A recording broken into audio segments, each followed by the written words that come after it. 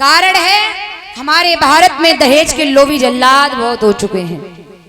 दहेज के लोभी जल्लाद बहुत हो चुके हैं।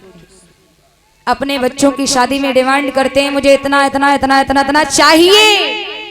अगर वह बूढ़ा बाप नहीं दे पाता है तो दहेज के लिए उस बूढ़े पिता उस गरीब की बेटी को टॉर्चर किया जाता है, परेशान किया जाता है, यहाँ तक कि दहेज को लेकर के बेटी की जान भी ले ली जाती है। अरे दहेज के लोभी जल्लादो, जरा आंखों से पर्दा हटाओ, जरा पट्टी हटाओ, पहचानो कि सच में दहेज है क्या। ओ दहेज के ठेकेदारों, तुम्हें अकल कब आएगी? ये दहेज की बीमारी भारत से किस दिन जाएगी। हम लोग उस पैसे को और उस सामान को कहते हैं दहेज, लेकिन सच में दहेज दुल्हन ही दहेज है। निवेदन है उन माता पिता से भी, बेटियों को जन्म देने में डरे ना, बेटियों को जन्म दे, मेहनत करके मजदूरी करके बेटियों पढ़ा जरूर लेना, बेटियों को मजदूरी मेहनत करके पढ़ा जरूर लेना, क्योंकि बेटी किसी क्षेत्र में कम नहीं है। अगर आपको दिख रहा है कि मेरी बेटी में हुनर है, मेरी बेटी इंजीनियर बनेगी, मेरी बेटी डॉक्टर बनेगी, मेरी बेटी फौजी बनेगी, तो बेटी के हुनर को बेटी कह करके दबा मत देना। अरे बेटी है, ये हमारी भूल है कि अरे बेटी है। इसको अंदर से भुलाइए कि अरे बेटी है। महाराज, बेटी किसी क्षेत्र में कम नहीं है। बेटियों को जरा उनके हक को दीजिए तो सही, फिर देखो बेटी क्या उड़ान भरती है। मुझसे एक लड़की, एक मतलब बहन कह रही थी कि मेरा बहुत मन करता है पढ़ने का, लेकिन हमारे घर वाले कहते रे बेटी है, घर में रहे चौका वासनी करनो है, कहाँ करनो है तुमको। मैंने कहा कितने मंद बुद्धि के लोग हैं वो जो बेटी के हुनर को दबा रहे हैं और ये कह रहे हैं चौका वासन करो।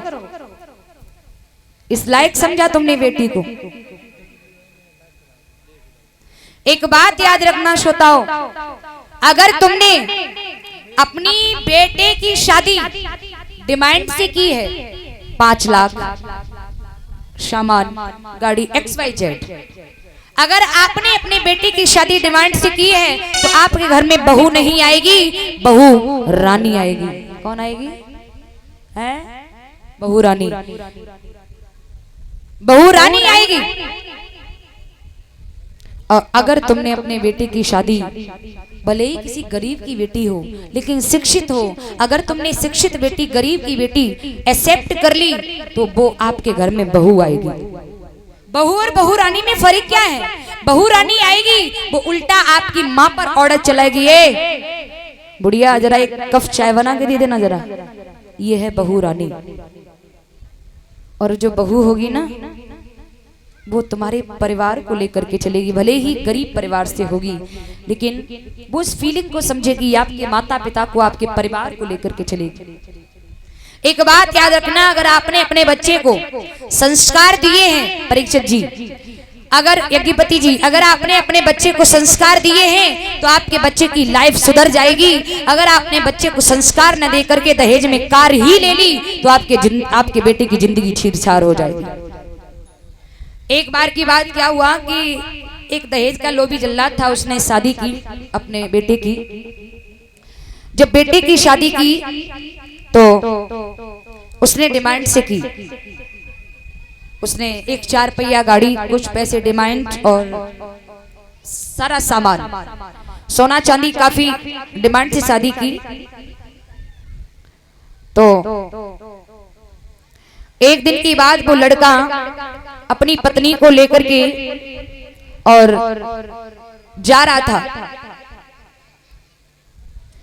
पत्नी को गाड़ी में बिठा करके लेकर के जा रहा था। तभी गाड़ी 100 की स्पीड पर चल रही थी, लेकिन लड़की ने कहा उस लड़के से कि महाराज गाड़ी थोड़ा धीमे चलाइए, क्योंकि रोड है, हो सकता है कोई क्रॉस करे तो हादसा हो सकता है। लेकिन पति ने कहा कि नहीं, गाड़ी ऐसे ही चलेगी। पत्नी ने बहुत समझाया, लेकिन पति नहीं माना, क्योंकि बाकी बाप के पैसा तो गए ना है, वो तो मिली है शादी में।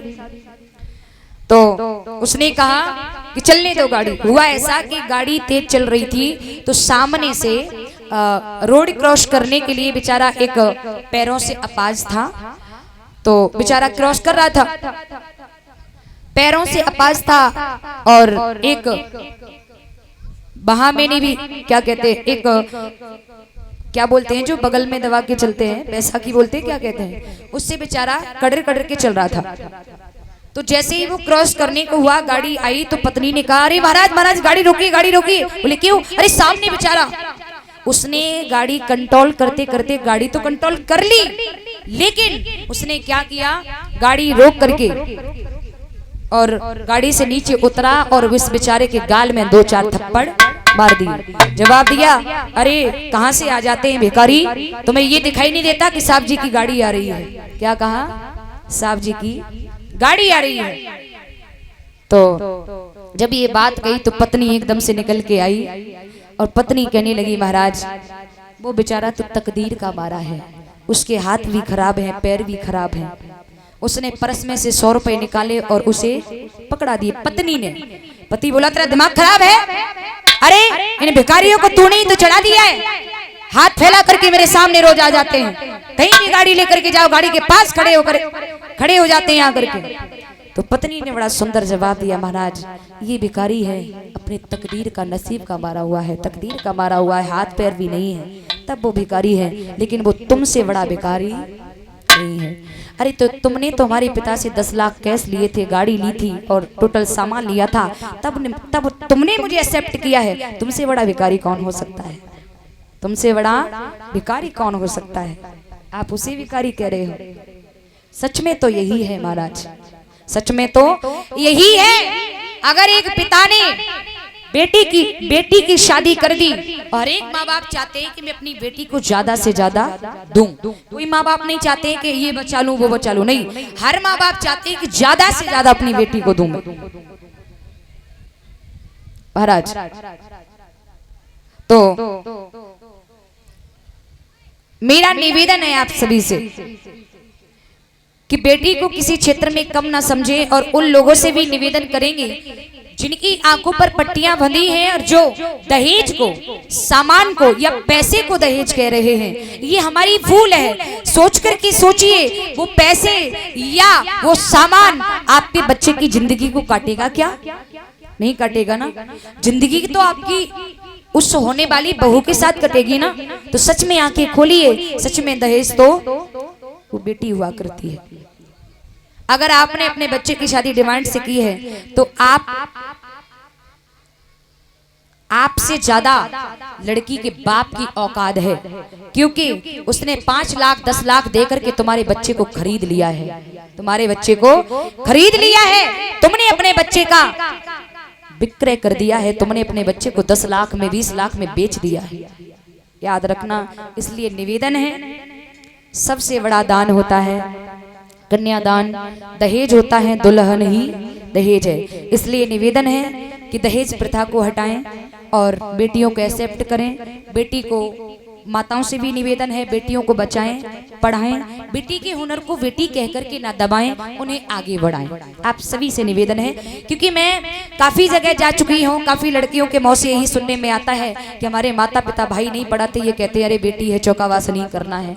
मैंने कहा ये लोगों की बहुत बड़ी भूल है। आप सभी से निवेदन है, बेटियों को किसी क्षेत्र में कम ना समझें। उन बहनाओं से भी मैं निवेदन करूंगी कि घर से बाहर कदम रखने के बाद एक नहीं 1000 बार हमें सोचना चाहिए, ये मेरा पैर खाई में तो नहीं जा रहा है, ये मेरा पैर अग्नि में तो नहीं जा रहा है, ये मेरा पैर कांटों में तो नहीं जा रहा है। ऐसा काम करके दिखाना मेरी बहनों, ऐसा काम करके दिखाना।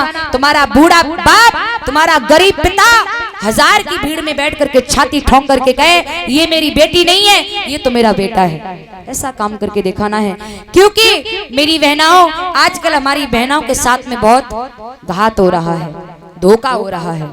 समझदार के लिए इशारा काफी है। पहले द्रौपदी की लाज बचाने के लिए कन्हैया आया, लेकिन आज कन्हैया आने वाला। आज तुम्हें इंतजार नहीं करना है, इंतजार नहीं करना है कि कन्हैया आएगा मुझे बचाने के लिए, नहीं, तुम्हें खुद को सतर्क करना है, खुद को लक्ष्मी बाई बन के रहना है। उठो द्रौपदी वस्त्र संभालो, आज की द्रौपदी से कह रही हूं मैं, उठो द्रौपदी वस्त्र संभालो, हम तुमको यही समझाएंगे, वो अब गोविंदन आएंगे, वो अब गोपालन आएंगे।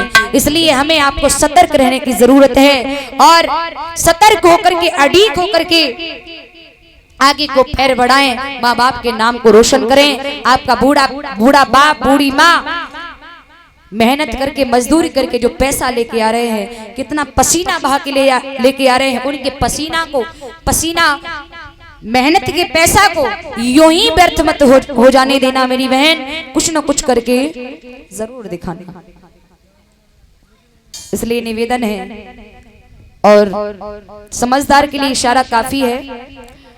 महाराज आइए उसी पॉइंट पर, तो निवेदन है बेटियों को जन्म देने में डरे ना, और दहेज के लोभियों से भी कहना चाहूंगी कि दहेज क्या है, आंखें खोलें, सच को पहचानें। क्योंकि सोच करके सोचिए, वो पैसे, वो दौलत, पद प्रतिष्ठा तुम्हारी छाती पर रख करके जाने वाली नहीं है, सब कुछ यहीं रह जाने वाला। इंसानियत तो यही कहती है कि सच में दुल्हन ही दहेज है।